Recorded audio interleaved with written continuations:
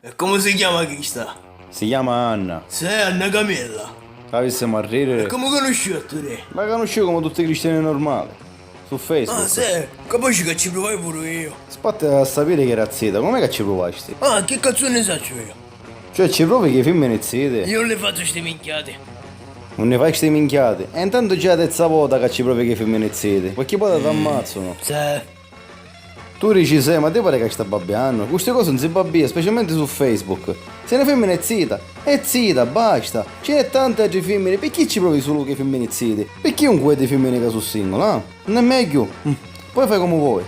E come ti senti, già un'altra volta? Tu ricordi a chi che aveva a bancare alla fine della strada? Che a questo minuto mi viene in mente cosa che Sai veniva. che tu capi ne va babbalocci? No, che dici tu, rompeppino era, che no, che tu sarete loro rompeppino, è un auto dico. Ah, allora non era io. Che dico io, aspetta com'è che si chiamava? Come si chiamava? Marcello, ecco, Marcello.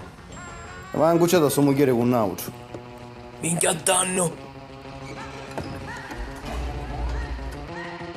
E chi fa statigno? Ma quando mai? No, no, niente era così grave. E che ci fece allora? Ci leccò i peri. Ci leccò i peri. Mhm, Solo questo. mhm. E suo marito poi che fece? Ci mandò a sua casa quattro picciotti, la chiapparono un ripeso, lo buttarono una veranda e lo ampiarono da sotto. E ci fecero fare un volo di quattro piani.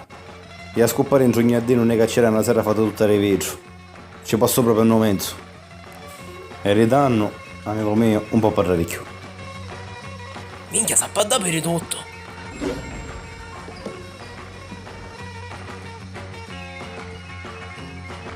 Però stava a dire si sapeva che questo la picchiava da culo. Che borere. Capi che se ci va le capere a moglie che tu capi in babbaluce è normale che poi ci finiscerà così.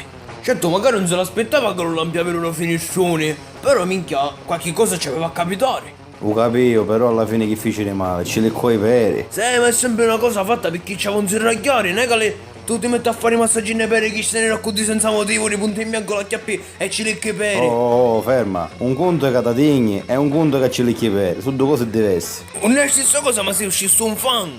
Allora parliamo di chiaro. Un conto se tu vieni in una femmina e ci dici voglio dignare, un conto ci dici voglio leccare i peri. Sono due cose distinte e separate. E tu ci dici uno che è un professionista a leccare i peri. Quindi non mi viene a dire che è stessa cosa. Perché non c'entra un cazzo, capisci? E non mi fare incazzare. Ma tu l'hai leccato mai un pere surato? Ah, tu mi dici a me se ha leccato ma è un peri surato. Vedi che io sono un professionista. E ne leccaste assai? Non ne ho fatto rileccare assai. È la qualità che conta. Ah, a me leccassi i peri. Vuoi spunne ma minchia. Ti piacesse, va? Ma fa un tuo culo.